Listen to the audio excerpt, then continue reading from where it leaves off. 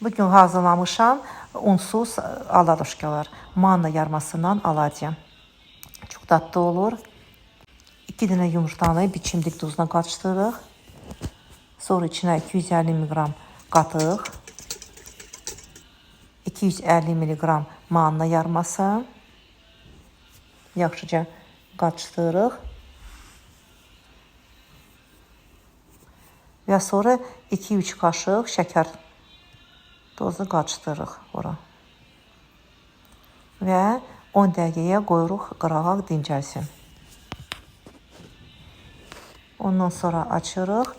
Qabartma dozu qatırıq 1 çay qaşığı və başlayırıq. Deməli, qazın orta ateşində alacaqları qızartırıq. O yüz bu yüz.